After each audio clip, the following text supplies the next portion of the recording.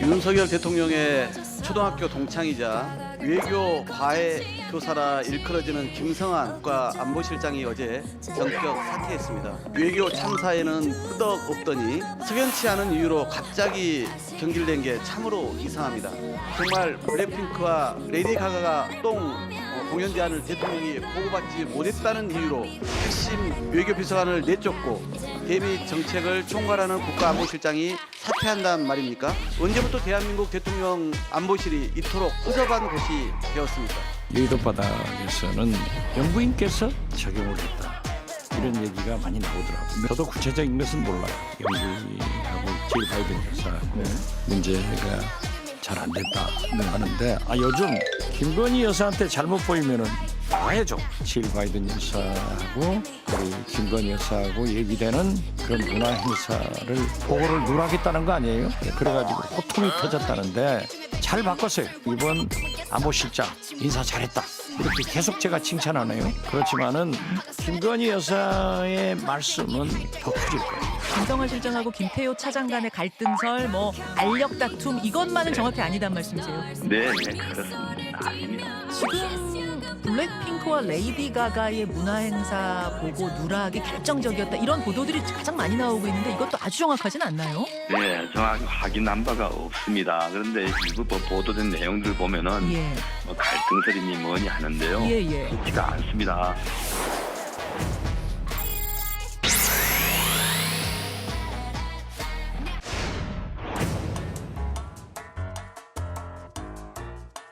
최근 저의 발언으로 국민 여러분들께 많은 심려를 끼치고 당에도 큰 부담을 안겨드린 점 진심으로 반성하고 있습니다.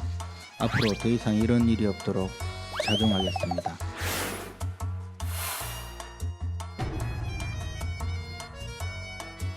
차후 또다시 이런 형태가 반복되면 그에 대한 또 다른 어떤 고민을 하지 않을 수 없을 것이라 생각합니다. 김재원 최고가 SNS 글까지 포함 3번에 걸친 사과를 한 것이 오늘은 공개적으로 구두로 사과한 것이라고 봅니다.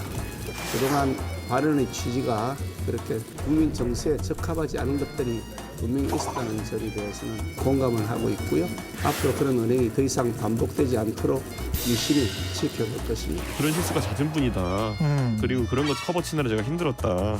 이제 김기현 대표가 힘들 차례다. 김기현 대표도 정광훈 목사와 관련해서 이사야 같은 목회자다 이런 이야기를 하고 그 징계 못 하겠죠. 지금 우리 당의 이제 징계 시나리오는 뭐냐면요. 저한테 이제 양두구역했다고 이제 1년 징계 때렸잖아요. 예. 양두구역이라는 사자성어를 쓰면 1년 징계고 전광훈 목사에 대해서 뭐라 하거나 아니면 5.18에 대해서 뭐라 하는 건 무징계예요. 그러니까 어떤 게 당에 더 품위를 손상시켰는지는 나중에 이제 선거 결과로 보면 되죠.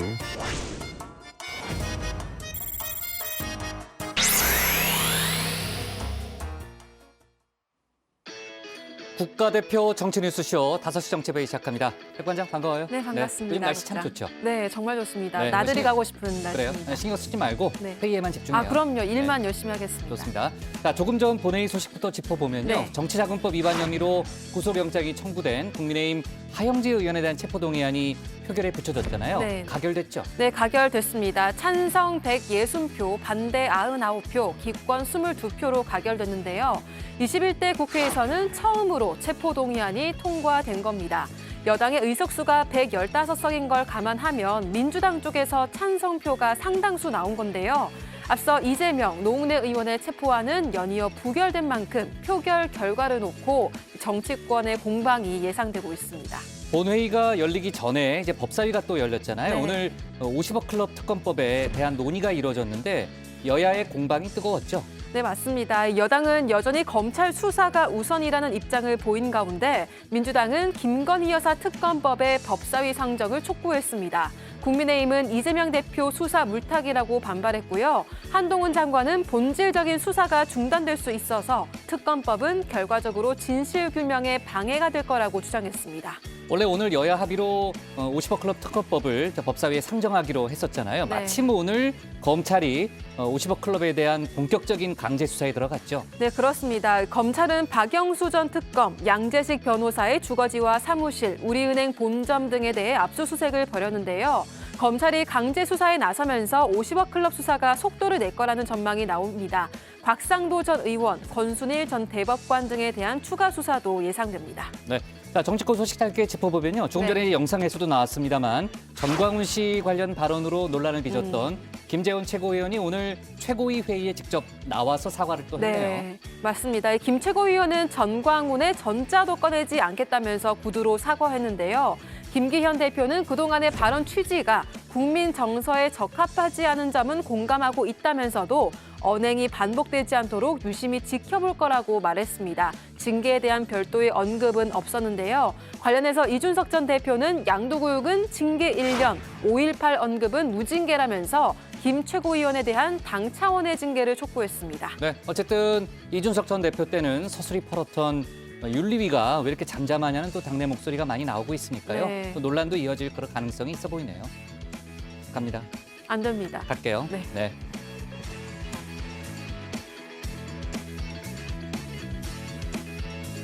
자, 오늘 회의는 류 실장, 박마커, 유채커 조멘토 백반장, 김현숙 수어통역사 그리고 정치부의 애청자 정의원분들과 함께하겠습니다. 오늘도 속보 실시간 반영하면서 열어놓고 회의를 진행하죠. 회의가 진행되는 동안에는 정의원분들의 의견을 백반장이 챙길 예정인데요. 오늘 응답하라 주제는 뭡니까? 네, 오늘의 응답하라 주제 알려드리겠습니다. 국민의힘 김재원 최고위원의 전광훈 씨 관련 발언이 연일 계속해서 논란이 되고 있습니다. 이를 두고 당내에서 김 위원에 대한 징계 요구가 나오기도 했는데요. 정 의원분들은 어떻게 생각하시는지 의견을 들어보려고 합니다. 유튜브에 정치부 회의 실시간을 검색하시면 댓글 보내실 수 있으니까요. 많은 참여 부탁드립니다. 좋습니다. 오늘도 서둘러 가도록 하겠습니다. 유한울의 뉴스픽 5부터 오늘의 정치부회의 출발하겠습니다.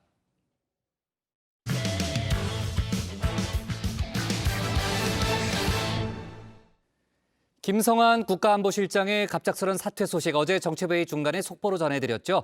그 전날까지 대통령실에서 공식적으로 부인을 했던 사안이기 때문에 김 실장의 사퇴를 두고 정치권에서 설왕설래가 이어지고 있습니다.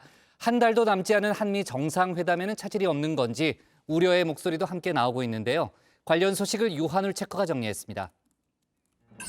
네, 5시 하면 다정해 정의원들의 뉴스 큐레이터 울체커입니다. 목요일의 뉴스픽 5 바로 들어갑니다.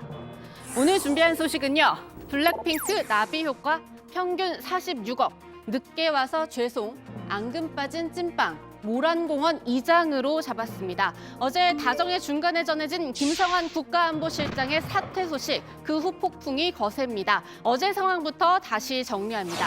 김성한 실장의 사의 표명, 윤 대통령의 수용, 그리고 후임 발표까지 일사천리로 이뤄졌습니다. 윤석열 대통령은 김성한 국가안보실장의 사의를 오늘 고심 끝에 수용하기로 했습니다. 대통령은 후임 국가안보실장에 조태용 주미대사를 내정했습니다. 네, 여기에 조태용 신임 국가안보실장은 오늘 아침 대통령실에 출근해 근무 중입니다. 조금 전엔 임명장도 받았습니다. 사실 김성한 전 실장의 교체설 보도가 나왔을 때 대통령실은 아니라고 선을 그었죠. 같은 날 김대기 대통령 비서실장 역시 참모들 앞에서 부인했다고 전해지는데요. 하지만 이미 물밑에선 차근차근 국가안보실장 교체가 준비되고 있던 모양입니다. 저 울체커가 따로 전해들은 바에 따르면 김 전 실장은 사의 표명 몇 시간 전 직원들과 점심도 함께 했다고 하는데요. 고별 오찬 성격이 아니었나 싶습니다. 이 김 전 실장의 사퇴, 정확히 말하면 교체 이유, 현재 가장 많이 거론되는 건 바로 다음 달 윤 대통령의 미국 국빈 방문 당시 있을 국빈 만찬 공연입니다. 블랙핑크와 레이디 가가의 협연이 조율되고 있는데 윤 대통령은 최근에서야 이 사실을 알았다고 합니다. 대략 열흘 전에 대통령께서 다른 여러 가지 보고사항을 받으시고 격노했다라는 소문이 났었어요. 네. 그러니까 그런 것들이 이제 어제 오늘 계속 보도되고 있는 것처럼 한미 정상회담과 관련해서 여러 가지 문화 행사와 관련된 제대로 된 보고가 없었고 또한 제대로 된 조치가 없었다라는 점에 대해서 가장 기본적으로 근본적인 사유가 된 것 같고요. 네, 5차례 이상 보고가 누락되면서 이 행사 자체가 틀어질 위기에도 처했던 걸로 알려졌는데요. 민주당에선 블랙핑크 보고 탓에 교체가 됐다니 세계적 웃음거리라고 하지만요. 국민의힘에선 그렇게 단순한 문제가 아니라고 항변하고 있습니다. 사실은 두 번 다시 일어나서는 안 되는 일 아니겠습니까? 이게 뭐 단순하게 공연을 하는 문제가 아니라 한미동맹 70주년을 기념하고 있는 상황 속에서 대통령 부부와 같이 함께 협력해서 할 수 있는 좋은 행사로서 신뢰의 문제거든요. 근데 자칫 잘못 실무선에서 문제를 풀어내는데 실패했을 경우에 양 정상 간의 신뢰가 깨질 수도 있고 그럼 한미 정상회담을 통해서 얻어내야 되는 건 문화 교류가 아닌 실질적인 경제 안보에 관한 성과거든요. 하지만 그렇다고 해도 윤 대통령의 50년지기인 김성한 전 실장입니다. 윤 대통령이 대선 후보였던 시절부터 이 외교안보 분야의 과외 교사나 다름이 없었고요. 또 윤 대통령이 당선 직후 바이든 미국 대통령과 통화할 때 사용한 휴대전화도 김 전 실장 거였습니다. 그만큼 막역한 사이였는데요. 따라서 이번 일은 그저 트리거에 불과하다는 말이 나옵니다. 그 전에 이미 불만이 차곡차곡 쌓여왔다는 겁니다. 앞서 미국 뉴욕 순방 등에서도 김건희 여사 관련 일정이 제대로 조율되지 않아 혼선이 빚어진 것으로 알려집니다. 한일 정상회담 이후엔 일본의 언론 플레이에 제대로 대응하지 못한 점, 일본 순방 관련한 정보 공유가 제대로 안 되면서 대통령실 내부의 불만도 누적됐던 것으로 알려졌습니다. 윤 대통령은 특히 이 한일 정상회담 전후로 불만이 많았던 것 같습니다. 한일 회담을 이끌어낸 우리 정부의 강제동원 배상안 김 전 실장과 박진 외교부 장관에게 1월 말까지는 결과를 내라고 했지만 소극적이었다는데요. 거기다가 이 과정에서 이 해결 속도를 놓고 김태효 국가안보실 제1차장과 이 신중론대 속도론으로 의견이 갈렸다. 그전에도 이미 갈등이 상당했다는 이야기도 계속 나오고 있습니다. 보통 저렇게 갑자기 급작스럽게 안보실장급 되시는 분이 그만둘 때는 또 그 밑에 외교 비서관도 그만뒀지 않습니까? 의전 비서관. 예를 들면 정통파 외교관들이 지금 다 그만둔 거거든요. 저런 경우는 보통 갈등으로 봐야죠. 갈등. 이게 그러면 김태호 차장과의 이른바 불화설, 알력설 이것 때문이라고 그게 정설이라고 봐야죠. 왜냐하면 지금 정통 외교관 출신들이 일제히 지금 그만두고 있고 그리고 그 비외교관 라인들은 그대로 건재하지 않습니까? 그러면 정통 외교관 라인들이 비외교관 라인들에게 졌다 이렇게 봐야 되겠죠.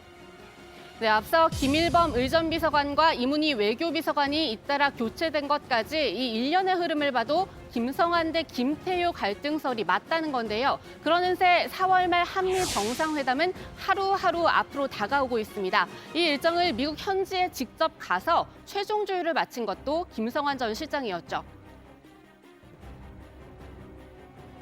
구체적인 의제를 이제 확정을 해야 또 구체적인 또 정상회담의 준비 상황들이 이루어질 수가 있기 때문에 그런 어떤 의제와 시기 등을 확정하기 위해서 왔다고 볼 수가 있고 또 잘 아시다시피 금년도가 이제 한미 동맹 70주년이기 때문에 70주년을 맞이한 한미 동맹을 어떻게 보다 강력하게 행동하는 동맹으로 만들 수 있는지 그 구체적인 방안에 대해서 협의를 하기 위해서 왔습니다. 따라서 김 전 실장 교체로 이 정상적인 정상회담 준비는 힘들다, 뒤로 미루라는 주장까지도 민주당에선 나오고 있습니다. 하지만 대통령실은 신임 조태용 실장 이미 업무 인수인계를 다 마쳤고 한미 정상회담을 빈틈없이 준비하는 것도 충분히 가능하다는 입장인데요. 오늘 기자들 앞에 선 조 실장도 중차대한 시기라는 점을 강조했습니다. 중차대한 시기인데 안보실장이라는 자리를 맡게 돼서 막중한 책임감을 느낍니다. 지난 11개월 동안에 윤석열 정부의 국정 목표인 글로벌 중추국가 건설을 위해서 주춧돌을 잘 놨다고 생각을 합니다. 저는 그 주춧돌 위에, 그 토대 위에 좋은 내용으로 집을 지어서 우리 윤석열 정부의 국정 목표를 완성시킬 수 있도록 노력하는 것이 임무라고 생각합니다. 네, 4월 한미 정상회담은 정말 중차대한 회담입니다. 한미 안보 협력은 물론이고 우리 기업에 큰 타격을 입힐 수 있는 이 미국의 반도체법 그리고 IRA법에 대해서도 소기의 성과를 내야 합니다. 잘 준비해서 미국에서 이끌어낼 건 이끌어내야 한다는 건 너무나도 당연한 일이고요. 이 준비에 매진하기 위해서는 대통령실 내부에서 나오는 잡음도 하루빨리 정리해야겠습니다. 이런 논란이 불거질 때마다 대통령실이 오히려 이를 키우고 있다는 지적이 나옵니다. 이런 일들은요 좀 명확하게 해명 좀 해줬으면 좋겠어요. 무슨 일이 일어나면은 다 그냥 입을 다물고 있거나 아무 말도 안 해요. 근데 이런 분들 비서관이잖아요. 네. 국가의 중요한 일을 했던 분들인데 그냥 이상한 얘기들 아니면은 뭐 설왕설래 이렇게 하는 건 안 좋잖아요. 두 번째 픽은 평균 46억입니다. 정부 고위공직자 2천여 명에 대한 정기 재산 변동 사항 신고 내역이 오늘 공개됐습니다. 2,037명의 평균 신고 재산은 19억 4,625만 원이었고요. 이 중 73.6%인 약 1,500명의 재산이 늘었습니다. 재산 증가 요인으로는 전년 대비 개별 공시지가 및 주택 공시가격의 상승 등에 따른 가액 변동액이 3,003만 원이고 재산 감소 요인으로는 증권 매각, 채무 증가로 인한 순재산 감소액이 22만 원입니다. 네, 대통령실로 범위를 좀 좁혀서 살펴볼까요? 윤 대통령을 포함한 대통령실 고위공직자 49명의 재산 신고액은 46억 4천만 원으로 나타났는데요. 지난번 신고 때와 비교해보면 김대기 비서실장의 재산이 73억 4천만 원으로 무려 25억 3천만 원이 늘었습니다. 등록 의무자 본인이 이렇게 등록한 내용이고 심사 이전입니다. 그래서 저희가 개별 건에 대해서 좀 뭐라고 답변하기는 곤란한 상황입니다. 김 실장은 앞서 신고할 당시 직원이 발행한 어음과 종합자산 관리 계좌를 혼동해 누락분이 발생했다고 해명했는데요. 그렇다면 윤 대통령의 재산은 변동이 있었을까요? 윤 대통령이 이번에 신고한 재산은 77억 원입니다. 김건희 여사 명의로 된 재산만 72억 원에 달하는데요. 김 여사는 2018년 윤 대통령과 결혼을 결심하게 된 계기를 이야기하면서 남편이 가진 돈이 2천만 원밖에 없어서 망설였다. 그런데 내가 아니면 이 사람이 결혼하지 못할 것 같았다고 말한 적도 있습니다. 부인의 재산 형성 과정에 대해서 어떤 저는 뭐 재산이 별로 없고 대부분이 저희 집사람 재산이고 그렇습니다. 저는 그 형성 부분이요. 과정이야 뭐 제가 네. 결혼 아니 근데 전에 그 부분에서 나이 제가 50이 넘어서 얘기하는 게 했는데 두 사람의 재산은 취임 뒤 첫 재산 신고 때보다 5,726만 원이 늘어났는데요. 급여 소득 등 예금액 증액분이 반영된 결과라고 합니다.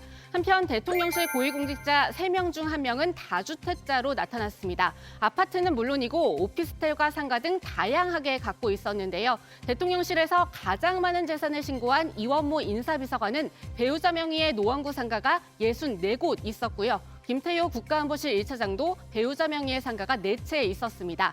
하지만 진정한 끝판왕은 다른 곳에 있었는데요. 이 2천여 명 중 1위를 차지한 조성명 강남구청장, 전국 곳곳에 오피스텔 39채와 상가 28채를 갖고 있다고 신고했습니다. 네, 다음 픽은 늦게 와서 죄송입니다. 고 전두환 씨 손자 전우원 씨가 드디어 광주 땅을 밟았습니다. 인천공항에서 곧바로 경찰에 체포된 다음 조사를 받고 어제 저녁 석방됐는데요. 곧바로 광주로 내려왔습니다. 지금까지 기다리시느라 정말 수고하셨고 제가 여기에서 조금이나마 또 앞으로도 열심히 노력을 해서 조금이라도 더 그 억울한 마음을 풀어드릴 수 있으면 좋겠습니다. 이렇게 늦게 오게 되어서 정말 진심으로 사죄드립니다. 늦게 온 만큼 저의 죄를 알고 반성하고 더 노력하며 살아가겠습니다. 전 씨는 5.18 유가족 및 피해자들을 만나기 전에 스스로도 조금 더 공부할 기회를 가지려고 생각 중이라고 밝혔습니다. 오늘 광주 시내를 돌아다니는 모습이 언론에 포착되기도 했는데요. 본격적인 일정은 내일 시작할 것으로 보입니다. 5.18 유족과 피해자들을 만나고요. 함께 5.18 묘역도 참배할 예정인데요. 전두환 일가 구성원이 묘역을 참배하는 건 이번이 처음입니다. 네, 오늘의 네 번째 픽, 앙금 빠진 찐빵입니다. 이른바 정순신 없는 정순신 청문회가 열리게 생겼습니다. 민주당이 주도한 국회 교육위 차원의 청문회 내일 열리는데요. 아들의 학폭 의혹으로 국가수사본부장에서 낙마한 정순신 변호사가 불출석 사유서를 어제 제출했습니다.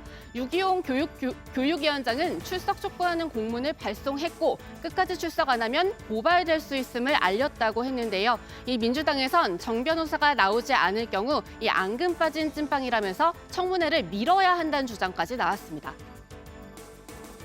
뜻이 내일 우리 교육위원회는 강제 구인을 결의를 해야 된다. 그래서 정순신을 억지로라도 강제로라도 끌고 와야 된다. 두 번째, 그렇게라도 그게 안 되면은 내일 청문회는 이게 할 필요가 있겠는가? 정순신 없는 정순신 청문회가 뭐가 필요하겠습니까? 청문회를 연기하는 그런 결단도 내려야 된다. 네, 마지막 소식은 모란공원 이장입니다. 박원순 전 서울시장의 묘소가 다음 달 1일 경기도 남양주 모란공원으로 이장됩니다. 지금은 박 전 시장의 생가가 있는 경남 창녕에 묻혀 있는데요. 재작년엔 20대 남성이 묘소를 삽으로 파헤쳐서 훼손하는 사건도 있었습니다. 그런데 이 모란공원, 민주화, 노동운동가가 많이 안장돼서 민주화의 성지로 불리는 곳이죠. 이 성추행 의혹을 받다가 숨졌고 그 측근들의 2차 가해 논란까지 불거진 박 전 시장이 이곳에 묻히는 게 맞느냐는 데 대한 문제제기가 나오고 있습니다. 모란공원 민주열사 추모비에는 만인을 위한 꿈을 하늘이 아닌 땅에서 이루고자 한 청춘들 누웠나니 라는 문구가 있습니다. 이 만인이라는 단어는 차별받는 사회적 약자들의 아픔 또한 품고 있어야 합니다. 하지만 고 박원순 시장 묘소의 모란공원 이장은 아직도 2차 가해로 고통받고 있는 성폭력 피해자들을 만인에서 예외로 하겠다는 의미입니다. 네, 오늘의 뉴스픽은 여기까지입니다. 들어가서 원픽 뽑겠습니다. 뉴스픽 5였습니다. 김성환 국가안보실장의 갑작스러운 사퇴, 어제 저희가 속보로 처리를 했죠. 조태용 총리대사가 이제 후임으로 지명됐다는 속보까지도 어제 저희가 반영을 했고, 그 배경을 두고 어제 오늘 많은 얘기들이 오갔습니다. 아까 이제 유채커가 자세히 좀 설명했는데, 민주당에서는 국회 운영위원회를 소집해야 한다 이렇게 주장하고 있죠. 네, 이 민주당 박홍근 원내대표는 이 김 실장의 사퇴를 두고 이 국민이 납득하기 어려운 사유들이 넘쳐나고 있다고 지적을 했습니다. 국민 우려를 깨끗이 불식시키기 위해서라도 윤 대통령은 명백히 이유를 설명하길 바란다라고 했는데요. 국민의힘도 책임을 면하기 어렵다고 했습니다. 직접 들어보시죠. 업무 구분도 없고 프로토콜도 없고 시스템도 없이 어느 때보다 복잡한 외교 안보 난맥상을 어떻게 풀어가겠다는 것인지 묻지 않을 수 없습니다. 여태껏 대통령실의 국회 업무보고마저 회피하며 사태를 방치해온 국민의힘도 책임을 면하기 어렵습니다. 이번 미국 순방마저 외교 참사가 되지 않기 위해서는 당장 국회 운영위원회부터 소집해야 합니다. 국민의힘이 여는데 이 합의를 하지 않고 있는 이 국회 운영위 차원의 대통령실 업무 보고 또는 이 긴급 현안 질의를 통해서 이번 일을 따져 묻겠다는 뜻으로 보입니다. 네. 자, 국민의힘은 어쨌든 그 교체, 윤 대통령의 결단이라는 주장을 하고 있는 거죠. 네, 그렇습니다. 국민의힘은 이 김성환 실장의 사퇴 이후 나오고 있는 내부 갈등설 등 후폭풍을 해소하는 데 주력하고 있습니다. 김기현 대표는 오늘 기자들과 만나서 윤 대통령의 읍참 마속, 즉 큰 목적을 위해 사사로운 정을 포기했다는 부분을 강조했는데요. 직접 들어보시죠. 갑작스러운 교체이긴 합니다만 대통령께서 아마 읍참마속의 심정으로 그런 인사 결정을 한 것이 아닌가, 저는 나름대로 그렇게 평가하고 있습니다. 공직을 수행하면서 오로지 공무 수행에만 전념하는 모습으로 당과 또 우리 정부가 운영되었으면 하는 것이 제가 가지고 있는 바람입니다. 네, 국민의힘은 김 실장 사퇴로 인한 업무 공백 우려에 대해서도 차단에 나섰습니다. 김병민 최고위원은 후임인 조 실장이 이 외교부 차관을 지냈고 직전까지 주미 대사였던 점을 들어서 실력을 강조했고요. 또 윤석열 대선 후보 캠프 때 함께 일을 했던 경험에 따르면 대통령실이 많이 비판을 받아왔던 이 디테일까지도 잘 챙기는 스타일이라서 국가안보실을 업무 공백 없이 잘 이끌어낼 것이라고도 평가했습니다. 네. 자, 어쨌든 그럼에도 불구하고 이제 김성환 전 실장 사퇴를 둘러싼 여러 가지 썰들은 좀 계속해서 좀 나올 그런 분위기로 보이는데, 아까 이제 어떤 평론가도 얘기했습니다만 이제 명확하게 이제 구체적으로 설명을 하지 않고 있기 때문에 아마 관련된 설왕설래가 좀 더 이어질 것 같고요. 정치권 일각에서는 김건희 여사와 관련도 있다, 이런 주장도 나왔잖아요. 네, 그렇습니다. 박지원 전 국정원장의 주장인데요. 김성환 전 실장이 보고를 누락했다는 블랙핑크 공약, 질 바이든 여사가 윤 대통령의 국빈 방문 일정 가운데 제일 관심을 쏟고 있다고 하죠. 박 전 원장은 질 바이든 여사와 김건희 여사 사이에 이야기되는 문화행사 보고를 누락했다면서 김 전 실장이 일종의 권력투쟁에서 밀린 것이다, 이렇게 말했습니다. 들어보시죠. 일종의 권력투쟁에서 밀린 건데요. 네. 여의도 바닥에서는 영부인께서 적용을 했다. 이런 얘기가 많이 나오더라고요. 네네. 저도 구체적인 것은 몰라요. 그 미국 영부인하고 그 질 문화행사 바이든, 문제, 예. 질 바이든 여사하고 네. 문제가 잘 안 됐다 네. 하는데 요즘 김건희 여사한테 잘못 보이면은 나가야죠. 제가 많아질 몇 거다? 번 얘기했어요. 예. 권력 서열 1위가 어. 김건희 여사고 또 한간에서는 김건희 대통령, 윤석열 영부남 이런 영부남. 이런 소리도 한다고요. 한미 정상회담이 이제 한 달도 남지 않았는데 좀 속보를 좀 더 챙겨봐야 되겠네요. 자, 유체크가 고른 오늘의 원픽은 뭡니까? 네, 오늘의 원픽입니다. 속전속결 김성한 교체, 읍참마속 대 알력 다툼. 자, 어제 제가 얘기했습니다만 윤 대통령이 양곡관리법에 대해서 이제 거부권을 행사할 가능성이 높아지고 있고 아마 시기적으로도 임박했다는 얘기가 좀 나오고 있는데 민주당은 박마커 오늘도 강하게 반발하고 있죠. 네, 그렇습니다. 최근 한일 정상회담 이후에 일본 후쿠시마산 수산물 수입 규제 문제가 논란이 된 걸 좀 빗대면서 정부를 비판한 건데요. 오늘 열린 의원총회에서도 관련 비판이 나왔습니다. 정부 여당은 먹고 사는 문제를 포기하고 농민을 무시했다고 강력 비판했는데요. 양곡관리법은 본회의에서 통과된 후 정부로 아직 이송되지도 않았는데 당정이 나서서 이 윤 대통령의 거부권을 공식 요청한 점도 문제 삼았습니다. 이 충성 경쟁을 벌이고 있다는 겁니다. 대통령이 대놓고 하기는 뭐하니 당정이 알아서 충성하는 쇼를 한들 국민이 모르겠습니까? 이런 기만적 행태야말로 국민을 우롱하는 것입니다. 윤석열 대통령은 농민과 국민의 뜻을 받들어 쌀값 안정과 농가 소득 보전을 위한 민생 법안을 존중하길 바랍니다. 네. 자, 국민의힘 하영재 의원의 체포동의안 조금 전 설명했던 대로 본회의에서 가결이 됐네요, 조멘토. 네, 그렇습니다. 하 의원에 대한 체포 동의안은 재석 281명에 찬성 160명, 반대 99명 등으로 가결이 됐습니다. 국민의힘이 사실상 당론 수준으로 찬성 의견을 모은 만큼 169석의 민주당의 선택에 관심이 쏠렸는데요. 결론은 가결이었습니다. 앞서 민주당은 자당원인 이재명 대표와 노웅래 의원에 대해선 부결을 선택했었죠.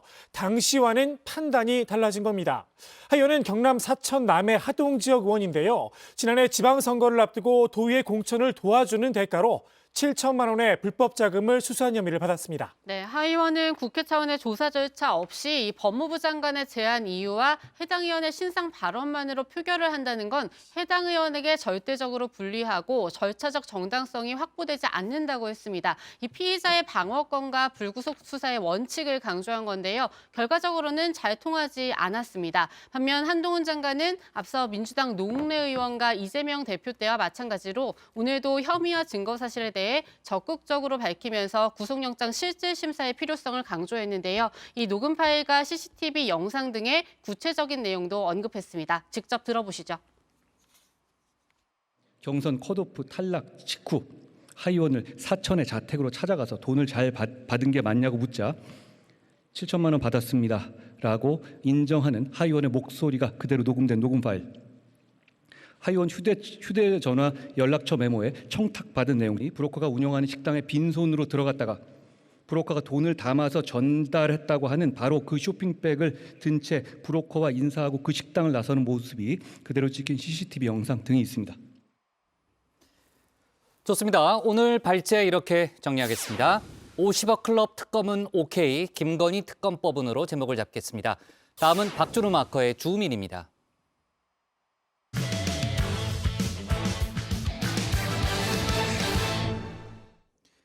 잇따른 실언으로 여론의 문매를 맞은 국민의힘 김재원 최고위원이 사과했습니다. 김기현 대표도 공개에 경고했지만 일단은 징계는 논의하지 않는 분위기죠.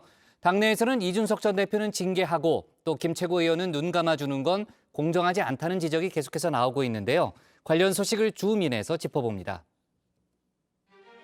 최근 저의 발언으로 국민 여러분들께 많은 심려를 끼치고 당에도 큰 부담을 안겨드린 점 진심으로 반성하고 있습니다. 앞으로 더 이상 이런 일이 없도록 자중하겠습니다. 오늘 국민의힘 최고위원 회의에서 김재원 최고위원이 한 말입니다. 사과의 말 딱 이 두 마디뿐이었습니다. 김 최고위원이 며칠 전 미국에서 한 말 때문인데요.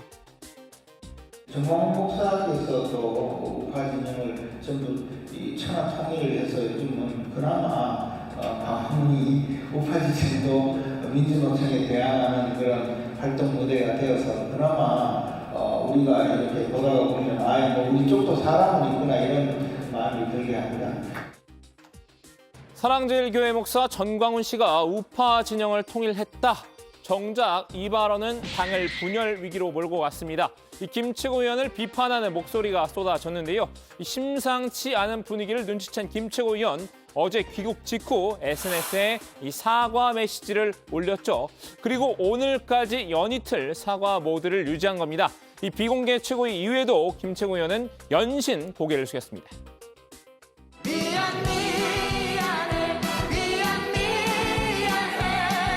어쨌든 모두 다 제 잘못입니다. 네, 하여튼 앞으로 자중하겠습니다. 앞으로 전자도 꺼내지 않겠습니다. 저는 앞으로 전광훈 목사님에 대해서는 이야기하지 않겠습니다. 하여튼 모두 다 제 잘못입니다. 전광훈 씨에 대한 질문이 이어지자 이 전 씨의 전자도 꺼내지 않겠다고 했죠. 앞으로 자숙하겠다는 의미일 텐데요. 하지만 이런 김 최고위원의 저 자세에도 당내외 여론이 곱지 않은 이유, 이번이 두 번째 실언이기 때문입니다. 불과 보름여 전에도 이 전 씨와 얽혔다가 사과문을 올렸는데요. 헌법 정신에 5.18 정신을 헌법에다 넣겠다. 그런다고 전라도 표가 나올 줄 압니까? 전라도는 영원히 10%예요. 영원히 10%. 그건 불가능합니다. 불가능해요? 예. 불가능하죠? 예, 불가능합니다. 그냥 저도 반대입니다. 전라도에 대해서 립서비스 하려고 한 거지. 뭐 표들려면 뭐 조상묘도 판다는 게 정치인들 아닙니까? 3.8 전당대회 이후 첫 주말인 지난 12일이었습니다. 이 전 씨가 주관하는 예배에 참석해 한 말인데요. 김 최고위원, 수석 최고위원이란 공식 직함은 없지만 주변에 전당대회 1등으로 당선된 수석 최고위원이라는 점을 강조한다고 하죠. 그럼 이 여당의 1등 최고위원이 공개적으로 5.18 정신을 헌법에 수록할 수 없다는 취지로 발언한 셈인데요. 1등 당원인 윤석열 대통령은 지난 대선 때부터 이 5.18 정신을 헌법에 반영하겠다는 뜻을 밝혀왔음에도 불구하고 말입니다. 5.18의 정신이라는 것은 자유민주주의 정신이고 또 우리 헌법 가치를 지킨 정신이기 때문에 당연히 저는 헌법 전문에 헌법이 개정될 때 반드시 올라가야 된다고 제가 늘 전부터 주장을 해왔습니다. 윤심과 코드를 잘 맞출 자신이 있다는 김기현 지도부, 이 연거푸 윤심에 어긋나는 언행을 한 김 최고위원에게 어떤 조치를 취할지 이목이 쏠렸는데요. 사실 이 축구에선 옐로 카드 2번이면 퇴장이죠. 하지만 김기현 지도부는 이 축구보다는 야구 체질인가 봅니다. 이 3스트라이크 1아웃 제도를 선호한 듯한데요. 그동안 발언의 취지가 그렇게 국민 정서에 적합하지 않은 것들이 분명히 있었다는 점에 대해서는 저는 공감을 하고 있고요.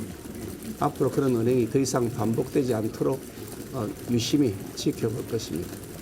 차후 또다시 이런 형태가 반복되면 그에 대한 또 다른 고민을 하지 않을 수 없을 것이라 생각합니다. 김기현 대표, 이 김 최고위원을 윤리위에 회부할 것이냐는 질문에는 앞선 답변으로 가름하겠다고 했습니다. 2번까지는 눈 감아주겠다는 뉘앙스로 읽히는데요. 다른 지도부 인사들도 이 성난 당심 달래기에 나왔습니다. 지도부도 여기에 대해서 모르지 않는 만큼 두 번 다시 이런 내부의 사람들 누구든지 간에 국민적 눈높이에 어긋나지 않도록 해야 되는 역할들에 대해서 열심히 고민하겠습니다. 이게 바람직하지 않다 비판하고 이렇게 경고하는 것은 별개로 하더라도 이것을 가지고 징계 조치를 개시할 수 있는 정도까지 갖는가 하는 데 대해서는 당내 이견들이 또 있다는 말씀도 드립니다. 당 지도부의 진화 노력에도 이 김 최고위원의 징계를 요구하는 목소리는 여전히 큽니다. 이 홍준표 대구시장이 최일선에 서 있는데요. 오늘까지 사흘 연속 페이스북에 김 최고위원을 비판했습니다. 인성이 나쁜 사람은 정치가 아니라 사치를 하기 때문에 교원 영색으로 국민을 속이는 나쁜 짓만 골라 한다. 이렇게 꼬집었는데요. 김 최고위원의 제명까지 주장하고 있죠. 홍 시장이 이렇게까지 수위 높은 비판을 쏟아내는 이유, 이 김 최고위원에 대한 해묵은 사감 때문이라는 시각도 있는데요. 토론을 그렇게 하시는 건 참으로 좋지 않은 태도입니다. 남을 폄하하고 대구 시민들이 보고 있는데 깐죽거리고 남 비난하는 그런 토론은 옳지 않습니다. 제가 깐죽거린 게 아니고 어쨌든 저도 대구시장 후보자로서 나온 그 후보자인데 그렇게 모욕적으로 말씀하시는지 저는 그게 조금 이해가 가지 않습니다. 후보님, 김재원 후보에게도 질문을 부탁드리겠습니다. 못돼가지고 질문하기 싫은데. 아니, 알겠습니다. 겁나서 질문 안 하신 거 아닙니까? 내가 어떻게 김재원 후보를 돌려내겠습니까? 하지만 홍 시장은 이 표면적으로는 공정을 강조하고 있습니다. 이준석 전 대표는 그리 모질게 징계했으면서 이 김 최고위원만 눈 감아준 건 옳지 못하다는 건데요. 실제로 지난해 당 윤리위는 이 전 대표의 양두구육 발언을 문제 삼아 징계했었죠. 구체적으로 어떤 표현이 문제가 됐던 건가요? 그건 언론에도 많이들 쓰셨죠. 개고기 술금고 그 단어가 맞나요? 꼭 그렇게 우리가 규정해서 말을 안 하겠습니다. 잠자코 있던 이 전 대표도 등판했습니다. 이 윤리위의 이중 잣대를 지적했는데요. 지금 우리 당의 이제 징계 시나리오는 뭐냐면요. 저희한테 이제 양두구육했다고 이제 1년 징계 때렸잖아요. 예. 양두구육이라는 사자성어를 쓰면 1년 징계고 전광훈 목사에 대해서 뭐라 하거나 아니면 5.18에 대해서 뭐라 하는 건 무징계예요. 그러니까 어떤 게 당에 더 품위를 손상시켰는지는 나중에 이제 선거 결과로 보면 되죠. 이 전 대표 입장에선 이준 잣대가 정확한 표현이 아닌가 싶습니다. 이준석은 징계해도 다른 사람은 안 한다라는 뜻일 텐데요.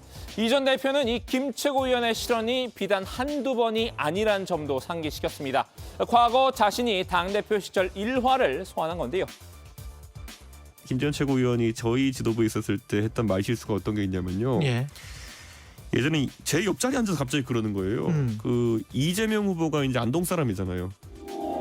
이재명 그분은 안동이 아니고 예안 출신이라서 그렇게 기본이 안 돼 있다 그런 이야기를 하시더라고요. 안동에서 어떻게 이런 분이 나타났냐 했더니 또 다른 안동 시민은 그분은 안동을 아주 일찍 떠서 안동에서 교육받을 기회가 없어서 그렇다 뭐 이런 이야기도 합니다.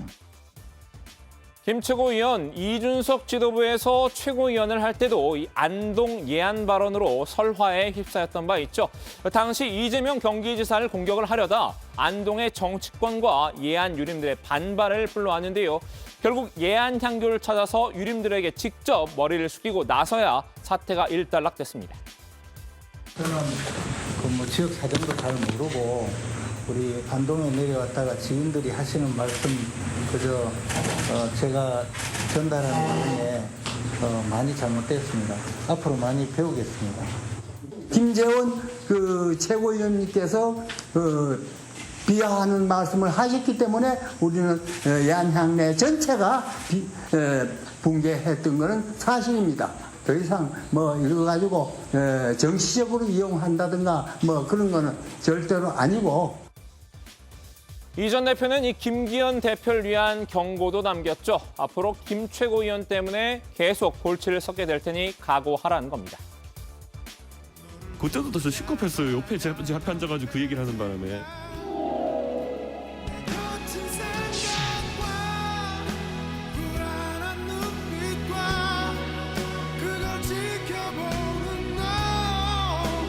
그러니까 이분이 굉장히 무슨 정치적 계산을 해가지고 이걸 했다라고 생각하는 입장도 있는 걸로 알고 있는데 그보단 약간 그런 실수가 잦은 분이다. 그리고 그런 거 커버 치느라 제가 힘들었다. 이제 김기현 대표가 힘들 차례다. 자, 오늘은 국민의힘 김재원 최고위원에게 줌인해봤습니다. 이 김 최고위원이 5.18 정신 발언을 했을 때도 당장 징계해야 한다는 여론이 있었죠. 하지만 그때도 당 지도부와 윤리위는 그대로 넘어갔는데요. 사람에 따라 판단의 잣대를 다르게 적용을 한다면 과연 공정이라고 할 수 있을까요? 오늘 주민 한마디는 이준석 전 대표가 지난해 9월 페이스북에 남겼던 메시지로 대신하겠습니다. 윤핵관의 이익을 위하는 분들. 오늘도 에너지 넘치게 파이팅! 홍준표 시장이 이제 오늘로 김재원 최고위원을 사흘 연속 비판을 했고요. 또 김기현 대표에 대해서도 카리스마가 없고 미지근하다 또 이렇게 또 비판을 하면서 판사 출신이잖아요. 당을 판사식으로 운영하면은 역동적으로 끌고 갈 수가 없다는 그런 또 비판을 했습니다. 마지막에 이제 또 그 박마커가 이준석 전 대표 역시 이제 김기현 대표를 비판했다는 얘기를 했잖아요. 정상적으로 직무를 할 수 없는 상황이다. 뭐 이런 얘기까지 했다는데 그 맥락이 뭐예요? 네, 일단 이 전 대표는 김기현 대표가 정상적으로 직무를 할 수 없는 상황이다 주장을 했습니다. 정치적인 지형상 본인이 윤핵관의 등에 올라타서 대통령이 밀어서 당 대표가 되니까 그걸 꺼리지도 못하고 애매한 이야기를 계속한다라고 했는데요. 또 김 대표는 제가 대표 시절에 대선을 이기기 위해서 어떤 노력을 하는지 그리고 지방선거를 이기기 위해서 어떤 노력을 했는지 너무 잘 아는 사람이라고 설명했습니다. 그래서 최근 더 2030 표심 잡기에 나선 것으로 분석을 했습니다. 갑자기 20대 잡겠다고 무슨 오늘도 학생들 아침밥 먹는데 간다고 한다든지 이런 거. 근데 이런 거는 기본적으로 대중정치인이 하는 겁니다. 대중정치인이라는 거는 밖에 나갔을 때 저거 누군지 다 알아보고 그 사람이 갔을 때 집객이 되는 사람들이 하는 대중정치인 모임이거든요. 근데 김기현 대표는 그런 분이 아니에요. 본인이 지금 아직까지 어떤 식으로 대표직을 수행해야 될지에 대해서 혼란이 오고 있는 것 같다. 김기현 대표가 언젠가는 용산과 부딪힐 거다 이런 전망도 내놨죠. 네, 그렇습니다. 이 전 대표는 김 대표를 과거 황우여 대표와 비교했는데요. 황우여 대표가 굉장히 조용한 리더십을 가져서 박근혜 당시 대통령이 하는 것에 대해서 반대하지 않고 그렇게 갔었다 이렇게 말했습니다. 따라서 김기현 대표도 이 조용한 리더십의 영역이 좀 있을 거다. 아마 용산에서 그런 것들을 김기현 대표에게 기대할 거라고 말했는데요. 다만 이 김 대표가 대권 꿈을 가지고 있기 때문에 언젠가는 제 목소리를 내서 대통령실과 충돌을 할 거라고 주장했습니다. 근데 이분이 대권 꿈이 있어요. 제가 봤을 때는. 누가요? 김기현 대표가. 진짜? 예전부터 본인이 대권 꿈이 있다고 인터뷰하셨어요. 대표 되기 전부터. 그렇기 때문에 아마 중간에 뭔가 이게 적절한 표현인지 모르겠지만은 나는 할 말 할 줄 아는 사람이야라는 거를 한번 하기 위해서 뭔가 할 텐데 그때 충돌 날 겁니다. 지금은 김 대표가 암중모색을 하면서 조용히 있지만 언젠간 자기 목소리를 낼 거란 예상입니다. 좋습니다. 오늘 주민 제목 이렇게 정리하도록 하겠습니다. 이딴 실언 고개 숙인 김재원, 무징계 방침, 이중잣대 비판으로 제목을 잡겠습니다.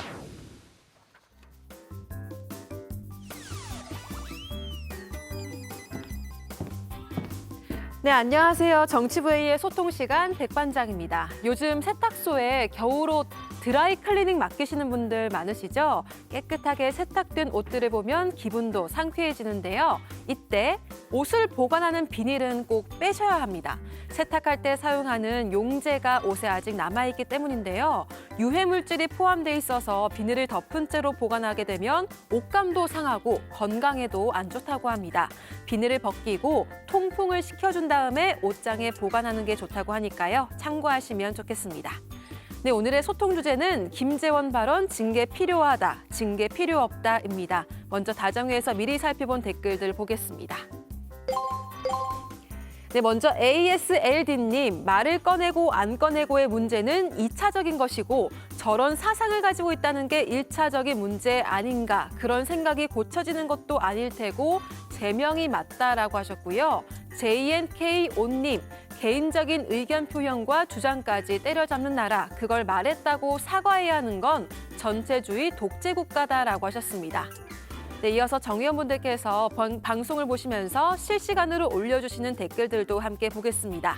김경태님께서는 잘못을 공감하면 징계를 하는 게 맞다고 생각합니다라고 하셨는데요. 공감은 말로만 하는 게 아니라 행동까지 해야지요 라고 하셨습니다. 김용성님, 5.18 민주화를 위한 희생자들을 위한다면 막말하는 인사들을 즉시 출당시켜야 한다라고 하셨습니다. 댓글 적어주신 정의원분들 모두 고맙습니다. 네, 남은 시간에도 댓글 많이 보내주시면서 다정회와 함께 소통해주세요. 지금까지 응답하라 다정이었습니다. 백반장 수고 많았고요. 다음은 조익신 멘토의 정치 인사이드로 가겠습니다.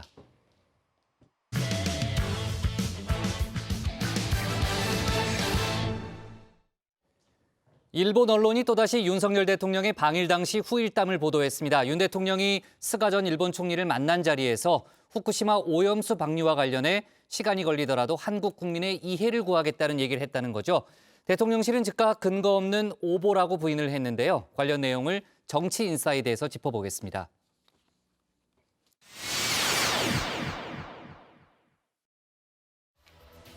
일제 강제 동원 부인, 독도 고유 영토 주장. 이번엔 후쿠시마 오염수 방류 문제까지 도마에 올랐습니다. 일본 교도통신이 윤석열 대통령의 방일 후일담을 또다시 보도했죠. 지난 17일 윤 대통령이 스가 요시히데 전 일본 총리를 접견했다고 하는데요. 이 자리에서 후쿠시마 오염수 방류 문제를 논의했다고 보도했습니다. 구체적인 대화 내용도 소개를 했는데요. 윤 대통령이 시간이 걸리더라도 한국 국민의 이해를 구하겠다 이야기를 했다는 겁니다. 앞선 문재인 정부의 태도도 문제를 삼았다고 하죠. 문재인 전 대통령은 이 문제를 이해하려는 노력을 피해왔다면서 그로 인해서 일본의 계획이 한국 대중에게 알려지지 않았다고 말입니다. 윤 대통령은 문 전 대통령과 확실히 다르다고 느낀 걸까요? 함께 자리했던 누카가 후쿠시로 전 이란 의원연맹 회장은 일본산 수산물 수입 금지 조치도 좀 철폐해달라 요청을 했다고 합니다. 후쿠시마 오염수 방류, 여기에 후쿠시마산 수산물 수입 문제까지 우리 국민들이 민감하게 생각하는 문제죠. 국민 건강과 직결된 사항입니다. 해당 보도가 알려지자 대통령실은 근거 없는 오보다 일축을 했습니다. 정부는 국민의 건강과 안전에 위협이 있을 수 있는 결정은 절대 하지 않을 것이라고 강조하면서 말입니다. 대통령실이 오보라고 주장한 교도통신의 보도, 지난 대선 당시 윤 대통령의 후쿠시마 오염수 관련 발언이 떠오르게 합니다. 후쿠시마 원전 방류 있잖아요. 그런 문제 같은 경우에는 한국 정부가 좀 어떻게 대응해야 한다고 생각하세요? 글쎄 그 부분도 사실은 과거에는 또 크게 문제를 안 삼았거든요. 그러니까 그때 어떤 어떤 정치적인 차원에서 볼 문제가 아니고 일본 정부나 우리 각국들과 협의를 해서 투명하게 사람들이 어떤 의문을 갖지 않도록 그렇게 진행되도록 좀 국제 협력이 이루어져야 된다고 봅니다. 과거에는 크게 문제를 삼지 않았더라. 그럼 별 문제가 아니라는 거냐? 여론의 빈축을 샀죠. 윤 대통령의 문제적 발언은 여기서 끝나지 않았는데요. 한 언론과 인터뷰에서 후쿠시마 원전이 폭발한 건 아니다. 지진하고 일일이 있어서 피해가 컸지만 원전 자체가 붕괴된 것은 아니다. 그러니까 방사능 유출은 기본적으로 안 됐다라는 입장을 밝힌 겁니다. 실언이 계속되자 당시 국민의힘에서도 거센 비판의 목소리가 쏟아졌습니다. 연일 거의 망언에 가까운 실언들을 하고 있는데요. 지도자로서 준비 부족을 넘어서 위험하다. 많은 국민들께서 우려하고 계시기 때문에 이 문제에 대한 발언은 굉장히 좀 조심하는 게 맞지 않았나. 후쿠시마 오염수 방류 문제, 무조건 반대만 할 게 아니라 과학적으로 접근해야 한다는 주장도 있죠. 방류 외에도 과학적 접근법이 있습니다. 삼중수소 농도를 40배로 희석하면 아무 문제가 없다는 일본의 주장을 그대로 믿고 따른다면 말입니다. 호수를 만드는 호수쭉 만들면 되죠. 깨끗하다는데요. 그러면 인工호수 만들면 되죠. 석촌 호수 한 2개 만들면 돼요. 민주당은 오보라는 대통령실 입장 표명에도 대여 공세를 강화했습니다. 후쿠시마 오염수 방류 반대, 수산물 수입 반대 규탄대회를 열었습니다. 해양수산 특별위원장이신 윤재갑 의원님이 이 위협을 온몸으로 저지하겠다는 일념으로 삭발을 결의하셨습니다. 윤재갑 위원장님의 뜨거운 결의에 모두 큰 박수 부탁드립니다. 윤석열 대통령은 후쿠시마 원전 오염수 해양 방출을 저지하라! 방사능 방사 몇 말이냐? 후쿠시마 수산물 수입 절대 반대한다! 후쿠시마 원전 오염수 해양 방출 계획을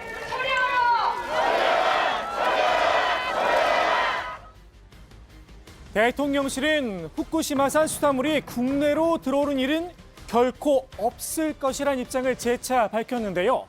다만 후쿠시마 오염수 방류와 관련된 언급은 없었습니다. 민주당은 한일 정상회담 뒤 일본의 행태가 도를 넘었다고 보고 있죠. 도대체 정상회담에서 무슨 말을 주고받았길래 일본이 이런 식으로 나오느냐? 국정조사를 통해 확인하겠다며 요구서를 제출했습니다. 국민의 생명과 안전을 지키고 국가 주권과 영토를 수호하는 것, 그것이 바로 대통령의 직무입니다. 윤석열 정권이 이번 한일 정상회담을 통해서 과연 이 헌법이 정한 국민이 명한 책무를 제대로 이행했는지 우리 국민들은 의구심을 가지고 있습니다. 실제 이제 외교 문제에 대해서 국정조사를 할 수 있느냐 이런 국민들의 의문이 있는데 행정부의 외교 행위라 해서 모든 게 뭐 이렇게 덮어주는 건 아니고 일단 일본에 갔을 때 독도 문제라든지 위안부 문제를 기시다 총리가 꺼냈을 때 우리 대통령이 어떤 입장을 취했나 이런 것들을 알고 싶어 하고요. 국민의힘은 국정조사는 불가하다는 입장이죠. 전가의 보도인 기승전 방탄을 또다시 꺼내들었습니다. 이재명 방탄을 위한 물타기형으로 4월 임시국회를 외교 트집잡기의 장으로 삼겠다는 의도입니다. 성과를 최대한 끌어올려서 국민들이 살기 좋아지도록 만드는 것이 지도자들의 역할임에도 불구하고 민주당은 이러한 국민들의 이익에는 도통 관심조차 없습니다. 정상 외교는 통치 권한 가운데 하나라며 국정조사 대상이 아니라는 점도 지적을 했습니다. 제13대 국회부터 지난 20대까지 총 26차례의 국정조사가 실시되었지만은 정상 외교를 대상으로 했던 경우는 단 한 건도 없었습니다. 민주당이 한일 정상회담에 대한 국정조사를 끝내 우긴다면 문재인 정부가 했던 지금도 베일에 쌓여 있는 김정은과의 남북 정상회담부터 국정조사를 해야 하지 않겠습니까? 문재인 정부 시절엔 국민의힘이 남북 정상회담 국정조사를 요구했었죠. 당시와 공수가 뒤바뀐 겁니다.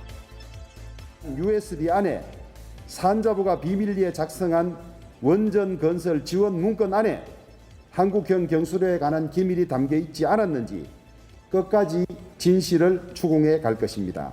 정상회담에서 있었던 일 또 오갔던 그런 것을 무조건 다 공개한다는 것은 그 나라가 뭐가 되겠어요? 한일 정상회담에서 도대체 무슨 이야기가 오갔느냐? 국정조사 여부를 떠나 국민들이 물음표를 달고 있죠. 정부의 보다 명확한 설명이 필요한 듯 싶은데요. 대통령실이 오보라고 주장한 일본 정부 관계자발 보도들, 국민들의 불신을 키운 건 사실입니다. 왜 확실하게 대처를 하지 못하는 걸까요? 바이든 날리면 사건을 가지고서도 대통령실이 직접 언론사 기자들을 고발까지 하지 않았습니까? 네. 그런 정도의 기계를 갖고 있는 곳이라면 NHK와 교도통신이 너무나 명확하게 허위 사실을 유포하고 있는데 왜 이것을 가만히 두느냐. 국민의힘에선 한미일 공조를 위해서라도 이번 한일 정상회담은 어쩔 수 없는 선택이었다. 방어 논리도 폈는데요. 대통령께서 전격적으로 일본을 방문해서 그 강제징용 문제를 또 다른 방식으로 이렇게 문제를 매듭을 지으려고 했던 것은 지금 현재 엄혹한 국제 정세, 지금 다시 약간 신냉전 비슷한 이 상황에서 자유 진영으로 우리가 공조와 연대의 그 틀을 공고히 하느냐 안 하느냐, 이건 우리 생존에 달려 있는 문제이거든요. 한미일 삼각동맹의 결과 일본이 고유 영토라고 주장하는 독도에서 이런 일까지 벌어질 수 있다는 지적도 나옵니다. 그것도 여권 내에서 말입니다. 오늘의 정치인사이드 국민의힘 이현주 전 의원의 말로 마무리합니다. 삼각동맹의 가장 핵심이 뭐냐? 일본 자위대, 특히 해상자위대, 일본 해군이 강하거든요. 네. 동해안에서 북한과 중국을 겨냥한 어떤 한미일 삼국 간의 훈련을 계속하면서 그 어떤 그 방어 전략을 짠단 말이에요. 그런데 여기에 그러면 독도 근방에서 훈련할 수밖에 없어요. 이거는 그 해상 자위대가 독도 근방에서 우리랑 같이 훈련을 하고 우린 거기 같이 합류한다? 이거는 정말 개념이 없는 거예요. 후쿠시마 오염수 방류와 관련해서 윤 대통령이 한국 국민의 이해를 구할 거라고 발언했다는 이제 일본 언론의 보도가 있었고 대통령실이 오늘 이제 공식적으로 부인했다는 아까 이제 조멘토의 설명이 있었잖아요. 그 윤 대통령 바로 옆에 이제 정진석 의원이 이제 배석을 했다고 하는데 정진석 의원이 입장을 내놨습니다. 본인이 이제 수첩에다가 다 발언을 기록을 했는데 윤 대통령이 그런 말을 한 적이 없고 국민의 건강과 안전에 관한 문제이기 때문에 과학적이고 객관적인 진상을 정확하게 파악해서 알리는 게 중요하다는 그런 말을 윤 대통령이 했다는 겁니다. 역시 대통령실과 마찬가지로 일본 언론이 오보를 했다는 그런 주장을 폈습니다. 네, 관련된 여러 가지 뉴스를 좀 다뤄봤고요. 자, 어제 그저께 저희가 이제 그 일본 초등학교 교과서의 역사 왜곡에 대한 얘기를 다뤘잖아요. 우리나라 교육계가 오늘 일제히 반박하고 나섰죠. 네, 그렇습니다. 전국 시도교육감 협의회는 오늘 분노를 금할 수 없다면서 성명을 발표했는데요. 명백한 역사적 사실에 대한 오류와 왜곡을 통해서 일본의 침략성과 가해자로서의 책임감을 희석하려는 의도가 더욱 노골적으로 드러났다고 비판했습니다. 아직도 한반도를 식민 지배하던 미몽에서 깨어나지 못한 거라면서 독도에 대한 영유권 주장을 즉각 철회해야 한다고 촉구했습니다. 네, 교원단체도 비판 대열에 합류했습니다. 전국 교직원 노동조합은 일본은 응당 역사 왜곡에 부끄러운 줄 알아야 한다면서 이건 국가 간 외교의 문제다. 이 작금의 역사 왜곡은 현 정부의 무능이 자초한 일 아닌가 꼬집었습니다.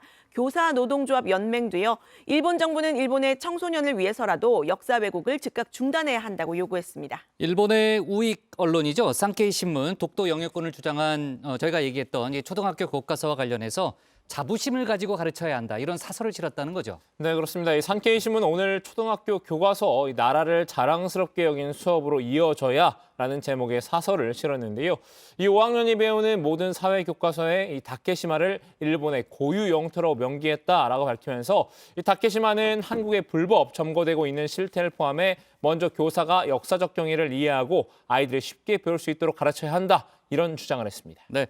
자, 한일 관계 개선에 대한 얘기가 많이 나왔습니다만 일본이 역사 왜곡을 노골화하고 있는 이제 그런 분위기임에는 틀림없는데 국민의힘은 문재인 정부의 문제라는 점을 부각하고 있다면서요. 네, 그렇습니다. 국민의힘 김미애 원내대변인은 일본의 역사 교과서 왜곡과 관련해서 윤석열 대통령의 한일 정상회담 결과라거나 일본의 뒤통수로 보는 시각은 온당치 못하다 이렇게 주장을 했는데요.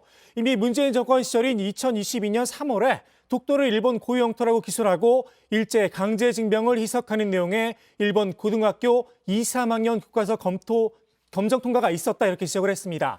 당시 문재인 정권은 일본에 무엇을 요구하고 얻어냈는가? 일본 대사를 초치해 항의하고 규탄한 것 말고는 한 일이 무엇인가라고 말했습니다. 좋습니다. 역시 이제 관련 논란 앞으로도 더 좀 이어질 그런 분위기네요. 오늘 정치부 회의 여기까지 하도록 하겠습니다. 저희는 내일도 오후 5시 정각에 다시 찾아뵙겠습니다. 수고했어요. 고맙습니다. 네.